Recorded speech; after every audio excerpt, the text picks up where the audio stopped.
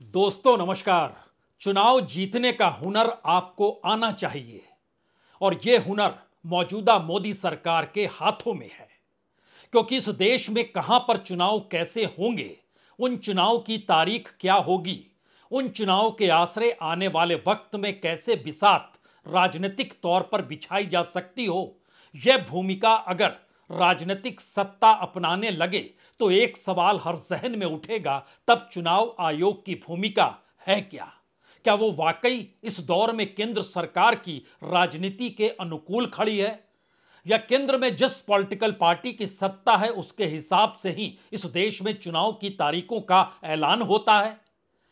क्योंकि सामान्य तौर पर चुनाव आयोग के पास यह ताकत है कि किसी भी राज्य में अगर 6 महीने तक का वक्त उससे कम का बचा हुआ हो और किसी दूसरे राज्य में चुनाव हो रहे हो तो फिर वह उन राज्यों में भी चुनाव की तारीखों का ऐलान कर सकता है। और आज यही हुआ, और आज यह नहीं हुआ। हुआ यह कि 3 नवंबर की तारीख हरियाणा की है। जम्मू कश्मीर को लेकर 30 सितंबर किसी भी हाल में चुनाव का ऐलान हो जाना चाहिए, इसका जिक्र सुप्रीम कोर्ट ने अपने फैसले में किया। तो जम्मू कश्मीर के साथ हरियाणा के चुनाव की तारीखों का ऐलान आज कर दिया गया, क्योंकि वहां पर 3 नवंबर तक नई सरकार बन जानी है। लेकिन 26 नवंबर तक महाराष्ट्र में भी सरकार बननी है और एक ही महीने में दो दो राज्यों की तारीख नई सत्ता को लेकर सामने आ चुकी हो, उसके बावजूद भी हरियाणा में चुनाव होंगे लेकिन महाराष्ट्र में नहीं होंगे।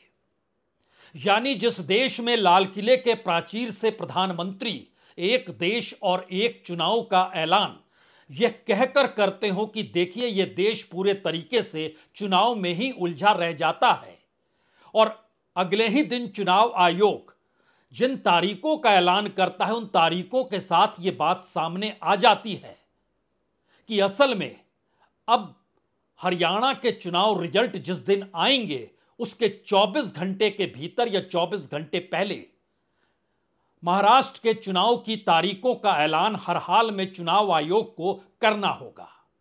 और महत्वपूर्ण तो यह भी है कि इससे पहले के तमाम चुनाव हरियाणा और महाराष्ट्र के एक साथ हुए हैं, इसीलिए नवंबर की तारीख दोनों की है। लेकिन यह भी अद्भुत संयोग नहीं बल्कि अद्भुत बिसात है, और इस बिसात के पीछे कैसी कैसी चालें चली जाएंगी या चली जा रही है, आज आपको इसको समझना जरूरी है।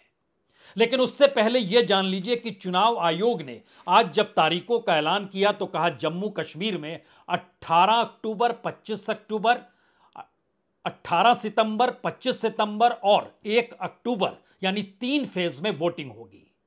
4 अक्टूबर को चुनाव की गिनती होगी यानी वोटों की गिनती होगी। और हरियाणा में एक ही फेज 1 अक्टूबर यानी जब आखिरी फेज जम्मू कश्मीर में चुनाव हो रहा होगा उसी दिन हरियाणा में भी वोटिंग होगी और रिजल्ट 4 अक्टूबर को आ जाएगा। अब यहां पर सवाल है कि 4 अक्टूबर से 26 नवंबर जो कि महाराष्ट्र के भीतर नई सरकार बनने का वक्त है, इसमें ध्यान दीजिए तो 2 महीने नहीं 1.5 महीने का वक्त ही बचा होता है, और 1.5 महीने का मतलब होता है 45 दिन, और किसी भी हाल में 25 दिन आपको चुनाव प्रचार के लिए देने ही होते हैं, यह मिनिमम है। 45 दिन पहले दिए जाते थे लेकिन बात खिसकते खिसकते 25 दिन तक आ गई, और चुनाव आयोग इस दौर में यह भी इंडिकेट करने लगा है जरूरी नहीं है कि 25 दिन दिए जाए, आपको 20 और 15 दिन भी दिए जा सकते हैं। अगर उस लिहाज से भी समझें तो 4 अक्टूबर के तुरंत बाद महाराष्ट्र की चुनाव के तारीखों का ऐलान होना है। तो चुनाव आयोग इस बात से खुश है कि हर महीने वह चुनाव की तारीखों का ऐलान करे, और जो ताकत उसे संवैधानिक तौर पर 6 महीने के दायरे में आने वाले राज्यों को चुनाव को एक साथ कराने की मिली है, वह इस दौर में किसी राजनीतिक दल, किसी राजनीतिक सत्ता के अनुकूल बिसात बिछाने से जा जुड़ी है। क्योंकि अगर आप 2019 के चुनाव को अगर आप परखें तो उस वक्त में उस दिन में देखिए तो 27 सितंबर को नोटिफिकेशन आ गया था हरियाणा का भी और महाराष्ट्र का भी, लेकिन 27 सितंबर को नोटिफिकेशन नहीं, इस बार 27 सितंबर को वोटिंग जम्मू कश्मीर में हो रही होगी।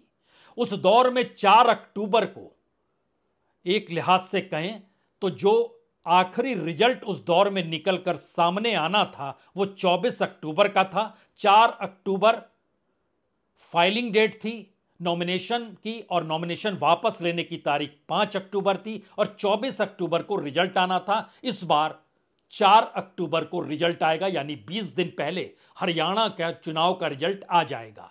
लेकिन 20 दिनों के भीतर ही महाराष्ट्र चुनाव की तारीखों का ऐलान हो जाएगा।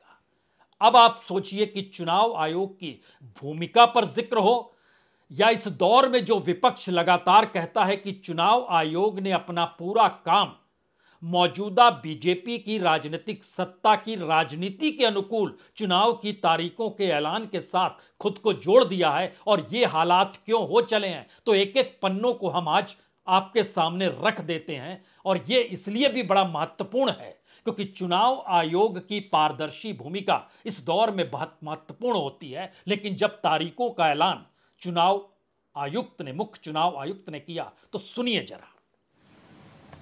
Elections in J&K will be held in 3 phases. So this is a shorter period.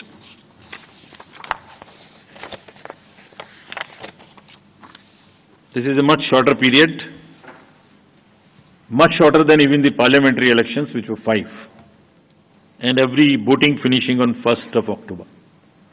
So counting would be on 4th of October.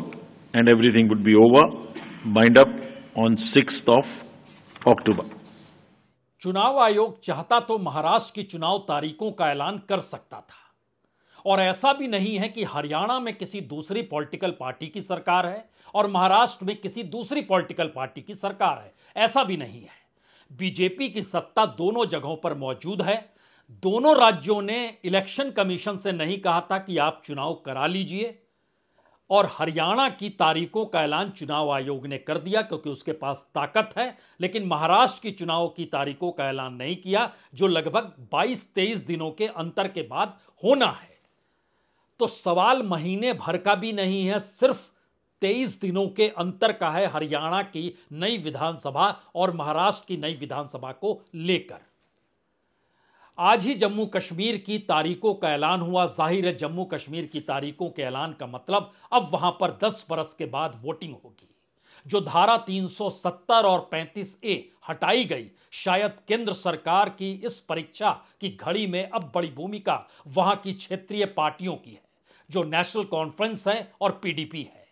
और इन परिस्थितियों के बीच केंद्र सरकार जो अभी तक दिल्ली से जम्मू कश्मीर की सत्ता को चला रही थी और वहां के राज्यपाल के जरिए जो मनोज सिन्हा वहां पर हैं, और इस ऐलान से तकरीबन 3 घंटे पहले 200 अधिकारियों के तबादले भी इधर से उधर हो गए। यानी सब कुछ अनुकूल कराने के लिए राज्य सरकार की भूमिका नहीं, बल्कि केंद्र ने अपने तौर पर चुनाव शांतिपूर्ण कैसे हों, अधिकारियों के तबादले कर दिए। तमाम जिलों के जो एसपी और कलेक्टर थे उनमें हेर फेर फेंट दिया गया। हरियाणा के भीतर भी चुनाव की तारीखों का ऐलान हुआ तो एक लिहाज से नोटिफिकेशन हो गया, और इसका मतलब बहुत साफ है कि अब वहां पर कोई बड़ा पॉलिटिकल निर्णय नहीं लिया जा सकता है। और इन परिस्थिति के बीच जब हम आपसे 2019 का जिक्र कर रहे थे तो एक सवाल हर जहन में होना चाहिए कि चुनाव आयोग की भूमिका इस दौर में चुनाव की तारीखों में भी किसी राजनीतिक सत्ता के अनुकूल परिस्थितियों से क्यों जुड़ गई है। महाराष्ट्र का चुनाव और हरियाणा का चुनाव एक साथ, देखिए पहले महाराष्ट्र और हरियाणा एक साथ हुए थे। 3 नवंबर हरियाणा की डेट है तो 26 नवंबर महाराष्ट्र की डेट है, राइट। उस समय में J&K was a not a factor, so one could have gone little later. This time there are 4 elections in this year and 5th election just immediately after this, that is to start with J&K, Haryana, Maharashtra, Jharkhand and Delhi. So depending on the forces, requirement of forces, which is as I said, with a higher tone in J&K. हमने दो चुनाव को एक साथ करने का निर्णय लिया और फिर ऐसा नहीं कर सकते कि जब J&K अनाउंस करें और J&K चल रहा हो तो उसके बीच में दूसरा अनाउंस करें। और साथ ही साथ और भी बहुत सारे फैक्टर्स हैं, क्योंकि महाराष्ट्र और हरियाणा दोनों जगहों पर बीजेपी की स्थिति अच्छी नहीं है। यह लोकसभा चुनाव के परिणामों में भी नजर खुलकर आ गया। तो क्या इस दौर में महाराष्ट्र के लिए बिल्कुल नई बिसात बिछाने की सोच दिल्ली की सत्ता ने सोच रखी है और बिसात बिछाने की शुरुआत कर दी है? क्योंकि ध्यान दीजिए, मुंबई के म्युनिसिपल कॉरपोरेशन में भी जो चुनाव 2023 के फरवरी मार्च में होने थे, आज तक हुए नहीं हैं, क्योंकि लगातार यह मैसेज आते रह गया कि वहां पर बीजेपी चुनाव जीत नहीं सकती है। तो जहां चुनाव जीत नहीं सकते हैं तो फिर उसको ताक पर रख दीजिए और टालते चले जाइए, जिससे यह मैसेज निकल कर ना आए कि आपको चुनाव वहां कराना है और करा के आप चुनाव हार गए। यह परिस्थिति नहीं आनी चाहिए। तो इसी वजह से क्या महाराष्ट्र के भीतर जो नई बिसात बीजेपी बिछा रही है, उस बिसात के दायरे में पहली बार ट्रांसफर पोस्टिंग है। पहली बार कॉरपोरेट को साथ लेने और साथ लाकर खड़े करने की स्थितियों के लिए वक्त चाहिए, क्योंकि महाराष्ट्र में राजनीतिक सत्ता पलट जाएगी, यह लोकसभा चुनाव के परिणामों ने बतला दिया। और इन सब के बीच खास तौर पर जो 2 दशकों से ज्यादा वक्त से शिवसेना और बीजेपी का साथ चला आ रहा था और इस कॉकटेल को तोड़ पाने में कभी कांग्रेस और एनसीपी सफल हो नहीं पाई। इसलिए नहीं सफल हो पाई क्योंकि दोनों का वोट बैंक जब जुड़ता था तो वह 50% तक पहुंच जाता या उसको पार कर देता था। पहली बार शिवसेना को दिल्ली ने तोड़ा, पहली बार एनसीपी को दिल्ली ने तोड़ा, पहली बार सुप्रीम कोर्ट को राज्यपाल की भूमिका जो महाराष्ट्र की थी उसको गैर कानूनी असंवैधानिक करार देना पड़ गया।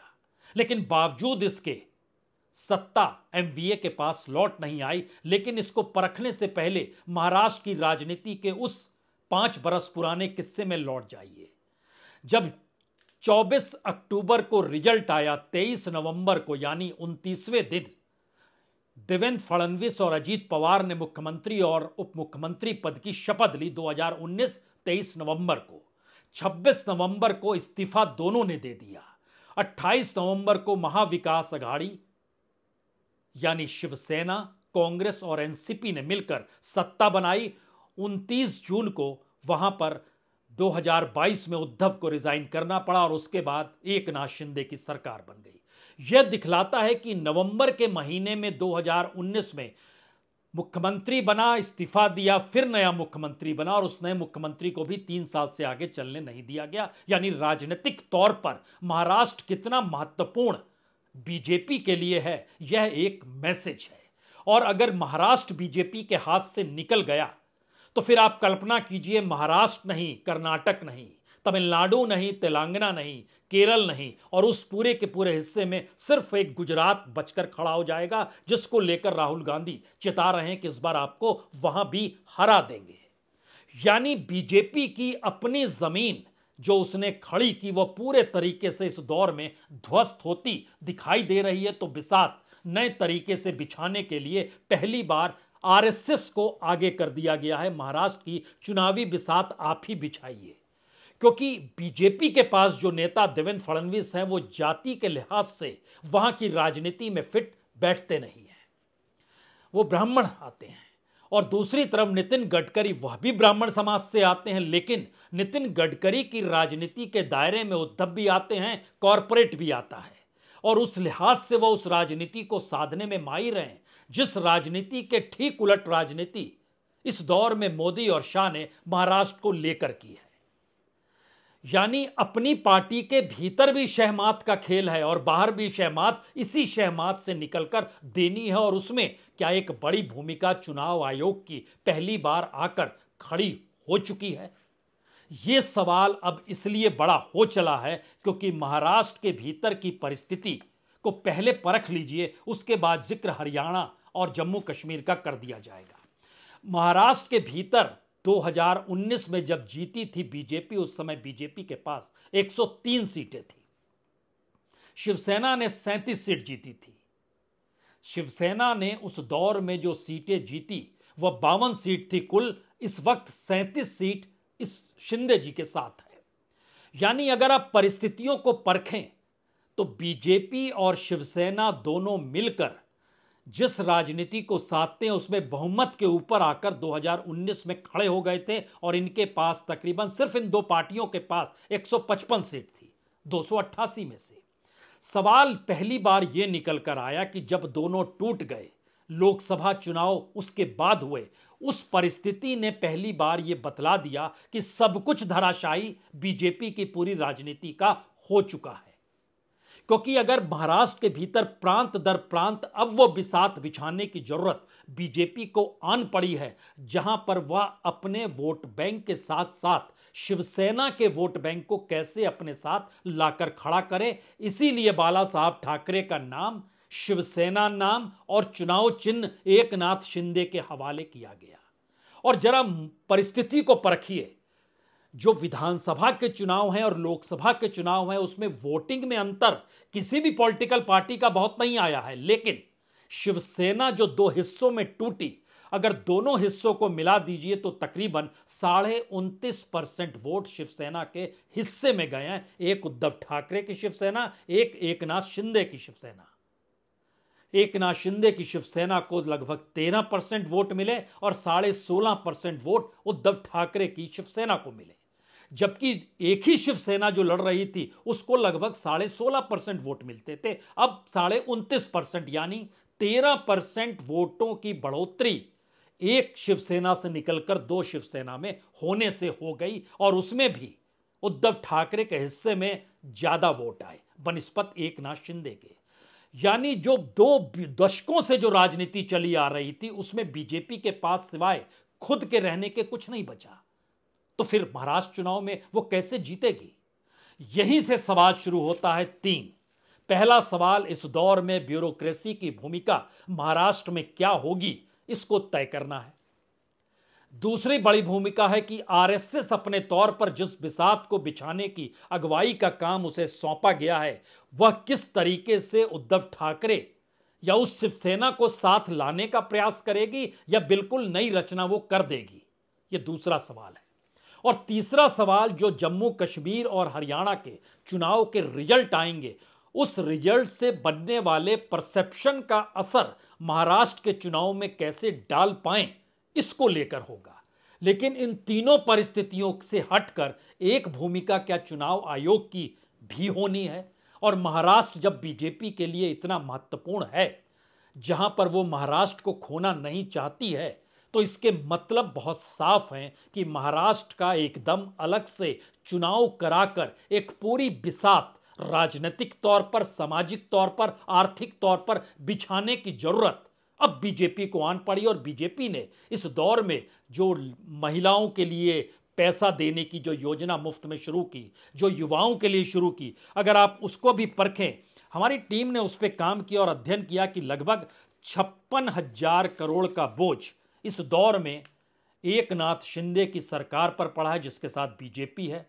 लाडली बहना योजना में जो 21 से 65 उम्र तक की महिलाओं को 1,500 रुपए प्रति महीने देने का ऐलान हुआ और एक साथ 2 महीने की रकम भी डाली गई, उसका कुल बोझ 46,000 करोड़ का है।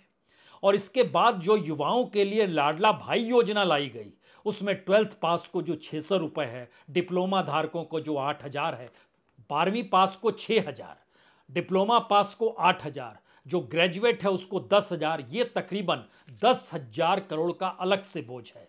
यानी महिलाओं को दिए जाने वाले पैसे से 46,000 करोड़, जो युवाओं को दिया जाने वाला है उसमें लगभग 10,000 यानी 56,000 करोड़। और ये परिस्थिति बहुत साफ बतलाती है कि अलग अलग हिस्सों में, वो विदर्भ हो, मराठवाड़ा हो, नॉर्थ महाराष्ट्र हो, वेस्ट महाराष्ट्र हो, ठाणे, मुंबई, कोकण के इलाके हो, यहां पर जो उसने अध्ययन किया है उसमें एक बड़ी भूमिका क्या वाकई आरएसएस और उससे बड़ी भूमिका क्या चुनाव आयोग की होने वाली है।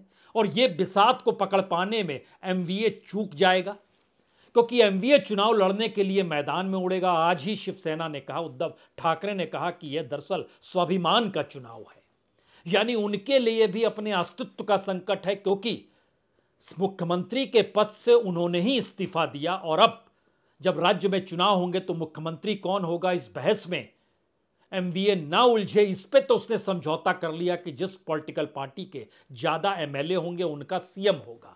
लेकिन सवाल है कि दूसरी तरफ मोदी और शाह की बिसात है, आरएसएस की अपनी राजनीतिक सोच है, चुनाव आयोग की अपनी बड़ी भूमिका है और इन परिस्थितियों के बीच में नौकरशाही का एक बड़ा कॉकटेल है। इन चार परिस्थितियों को लेकर क्या एमवीए सचेत हो पाएगा? राजनीतिक तौर पर उसके सामने जो मुश्किल है क्या उसे वो साध पाएगा? ये सवाल इस दौर में सबसे चेतावनी के तौर पर एमवीए के सामने खड़ा हुआ है। और अगर इसके सिरे को आपको पकड़ना है तो इसको सिरे को पकड़ने के लिए आप इस रूप में समझिए कि विदर्भ की 62 सीटें में से जो पिछली बार कांग्रेस 15 सीट जीती थी, इस बार वो 32 सीट तक जीतने की स्थिति में है। मराठवाड़ा में कांग्रेस जो 8 सीट जीती थी 46 में से, उसमें वह लगभग तिगुनी सीट की स्थिति में लाने की स्थिति में है। नॉर्थ महाराष्ट्र में जो कांग्रेस 5 सीट जीती थी, इस बार 15 सीट पर आगे है। क्योंकि ओवरऑल जब आप एक परिस्थिति देखते हैं तो 2019 में बीजेपी 103 सीटें जीतती है, लेकिन लोकसभा चुनाव में अगर लोकसभा की जीत के आसरे विधानसभा कॉन्स्टिट्यूंसी में उसे कन्वर्ट किया जाए तो उसका आंकड़ा घटकर लगभग 78 सीटों पर आ जाता है, 78। और इसके साथ कांग्रेस की संख्या जो 37 सीट थी वह बढ़कर 63 हो जाती है। शिवसेना जो असेंबली सीट में 52 सीटों पर जीती थी पिछली बार, इस बार अगर 57 सीट पर उद्धव ठाकरे ही जीतते हुए दिखाई देते हैं, 39 सीट पर एकनाथ शिंदे, यानी दोनों को अगर लोकसभा से कन्वर्ट आप कर रहे हैं तो फिर इंडिया गठबंधन यानी एमवीए लगभग 155 सीट जीत रहा है और दूसरी तरफ बीजेपी यानी एनडीए 124 सीट जीत रही है। यह तो लोकसभा चुनाव के अक्स तले है, लेकिन इस चुनाव के बाद की परिस्थितियों को अगर महाराष्ट्र की राजनीति में आप परखना चाहते हैं तो इस रूप में परख लीजिए कि पहली बार जो इनके पास रिपोर्ट आई है वो इसलिए खतरनाक है और इसलिए चुनाव आयोग को यह कहना पड़ा कि अभी महाराष्ट्र चुनाव नहीं करा रहे हैं। उनकी तारीखें तो देखिए 26 नवंबर है और यहां पर 3 नवंबर का जिक्र था, इसीलिए हमको यह करना पड़ गया। और इन बातों को टालते हुए उन्होंने कहा कि इसीलिए हम चुनाव का ऐलान नहीं कर रहे हैं, क्योंकि 3 नवंबर और 26 नवंबर में 23 दिनों का फर्क होता है, तो आप 23 दिन रुक जाएंगे तो क्या दिक्कत होगी। तो 23 दिन रुकने का मतलब यह है कि पिछली बार जो 27 सितंबर की तारीख थी, इस बार वो बढ़कर लगभग अक्टूबर के पहले महीने में चुनाव की तारीखों का ऐलान फर्स्ट हफ्ते में ऐलान होगा महाराष्ट्र के चुनाव का, और फर्स्ट पहले ही वीक में रिजल्ट भी आ जाएंगे हरियाणा, और यानी एक तरफ रिजल्ट का आना, एक तरफ चुनाव का ऐलान होना। भारत के चुनाव आयोग के इतिहास में यह भी अपने तरीके का पहला मौका होगा। लेकिन सवाल यह स्थिति आ क्यों गई? यह स्थिति इसलिए आई है क्योंकि महाराष्ट्र के भीतर में जो ग्रामीण महाराष्ट्र है उसमें 50% से ज्यादा वोट इंडिया गठबंधन के हक में जा रहे हैं, जो मुश्किल में डाल रहे हैं। क्योंकि ग्रामीण महाराष्ट्र का हिस्सा महाराष्ट्र के भीतर में अर्बन महाराष्ट्र की तुलना में 20% ज्यादा है, यानी 70-30 का खेल है, इसको ऐसे समझिए। और अपर कास्ट के वोट पहली बार 40% को पार कर रहे हैं इंडिया गठबंधन के पक्ष में, जो पहले कम हुआ करते थे। यही स्थिति मराठाओं के साथ है, जो 40% से ज्यादा इंडिया गठबंधन के साथ है। ओबीसी का आसरा है तो वहां फिर भी चुनौती 40% इंडिया गठबंधन, 50% एनडीए, यानी 10% के हिस्से में ओबीसी का अंतर है। लेकिन दूसरी तरफ दलित वोट जो है ये 10% ज्यादा इंडिया गठबंधन के पास है, लगभग 47%, और दूसरी तरफ लगभग 34%। गरीब और रईसों के भी हिस्से में सुनिए तो गरीबों की तादाद महाराष्ट्र में नीति आयोग के लिहाज से रईसों की तुलना में लगभग 3 गुना है। और रईसों का मतलब जो खास तौर से अपर मिडिल क्लास के दायरे में आ जाते हैं उस लिहाज से है। और यही स्थिति गरीबों के 30% वोट एनडीए के पक्ष में है और लगभग 70% वोट इंडिया के पक्ष में है। तो चेतावनी हर जगह पर है। महिलाओं को लेकर ऐलान तो किया गया, लेकिन महिलाओं और युवाओं के वोट भी लगभग 1-2% के हेरफेर में इंडिया और एनडीए आमने सामने खड़े हैं और इसीलिए एकनाथ शिंदे ने पैसा देने का ऐलान किया। बजट पे चाहे 56,000 करोड़ का बोझ पड़ जाए, चाहे 7.5 लाख करोड़ के कर्ज में महाराष्ट्र डूबा हुआ ही क्यों ना हो। अब यहां पर एक सवाल यह है, क्या वाकई चुनाव आयोग ने बीजेपी के अनुकूल परिस्थितियों को लाकर इस बात का ऐलान किया है? शायद नहीं, क्योंकि इससे पहले ऐसा कभी नहीं हुआ है, लेकिन इस बार हुआ है। तो क्या एक पार्टी के तौर पर चुनाव आयोग की भूमिका इस दौर में चुनाव की तारीखों के ऐलान के साथ जुड़ी हुई है? और जिस बिसात को दिल्ली बिछाना चाहती है, उस बिसात में उसे पता है कि उसकी परीक्षा जम्मू कश्मीर के भीतर होगी, लेकिन जम्मू कश्मीर की परिस्थिति उसने अपने अनुकूल इस लिहाज से बना ली कि परिसीमन जब हुआ तो उसमें जम्मू क्षेत्र में सीटें जो हैं जहां पर बीजेपी का प्रभाव है, वहां पर उसकी स्थिति मजबूत है और वो 47 सीट मायने रखती। वहां पर 43 सीट है जम्मू रीजन में और कश्मीर के रीजन में 47 सीटें हैं। गुलाम नबी आज़ाद बीजेपी के अनुकूल हो जाएंगे, तो इन परिस्थिति में उसे लगता है कि वहां सरकार बना लेंगे। पिछली बार 87 सीटें थी, इस बार बढ़कर 90 हुई है। पहले 37 सीटें हुआ करती थी जम्मू क्षेत्र में और 40 कश्मीर के क्षेत्र में। इस बार कश्मीर में 47 है, लेकिन जम्मू में 43 है। लद्दाख यूनियन टेरिटरी हो गया है और जो धारा 370 और 35A है उसको लेकर भी परीक्षा है। और उससे सटे हुए हरियाणा के भीतर का संकट सबसे बड़ा बीजेपी के सामने ये हो चला है कि किसी भी लिहाज से बीजेपी अपने अनुकूल परिस्थिति लोकसभा चुनाव के मद्देनजर या विधानसभा चुनाव के मद्देनजर अपने बूते बहुमत में आने को तैयार बिल्कुल नहीं है। और वोटिंग परसेंटेज भी अगर उसके अनुकूल भी रहे और वो अगर 50% के नीचे रहती है तो फिर उसकी स्थिति और नाजुक हो जाएगी। और 50% कभी वो छू नहीं पाई है। लोकसभा में 46% वोट मिले, उस लिहाज से अगर असेंबली में कन्वर्ट कर दीजिएगा तो भी वो 44 सीटें बनती हैं। यानी बीजेपी के 5 लोकसभा सीटों पर जीत 44 विधानसभा सीट के बराबर है। कांग्रेस के 5 लोकसभा की सीट 42 विधानसभा के बराबर है। आम आदमी पार्टी 0, लेकिन 4 सीट वहां पर भी। अब यहां पर सवाल है कि वहां पर जेजेपी और आईएनएलडी क्या कसर और असर दिखाएगी। जाहिर है जेजेपी के साथ जिस तरीके से मार्च के महीने में झटका और धोखा हुआ, अब वो दोबारा बीजेपी के साथ नहीं जाएगी। जैसे पीडीपी ने एक वक्त बीजेपी के साथ मिलकर कश्मीर में सरकार बनाई, उसके बाद से उसने कान पकड़ लिए, अब नहीं। और राजनीतिक तौर पर इस देश के भीतर में बीजेपी जिन भी पार्टियों के साथ गठबंधन के आश्रय जुड़ी है वह उनकी मजबूरियों के आश्रय जुड़ी है। इसीलिए आखिरी सबसे बड़ा सवाल, क्या इस देश के भीतर में चुनाव आयोग की भूमिका मौजूदा बीजेपी की सत्ता और बीजेपी की राजनीति को साधने वाली है? और जिस बिसात को महाराष्ट्र की राजनीति को अपने अनुकूल करने के लिए बीजेपी बिछाना चाह रही है, उसके लिए उसे वक्त चाहिए था और उसी वक्त को निकालकर अब वो उस राजनीति की दिशा में बढ़ना चाहेगी जिससे महाराष्ट्र वो गंवा ना सके। शायद ये महाराष्ट्र के लोगों की परीक्षा का वक्त है और इस देश में एमवीए या कहें राजनीतिक तौर पर इंडिया गठबंधन भी राज्य दर राज्य चुनाव की स्थितियों को समझ ले कि लाल किले के प्राचीर से एक देश एक राज्य का ऐलान भर हो सकता है, लेकिन चुनाव आयोग अपने तौर पर उसी राजनीति को साधेगा जिससे बीजेपी की सत्ता बरकरार रहे। बहुत बहुत शुक्रिया, बहुत बहुत शुक्रिया।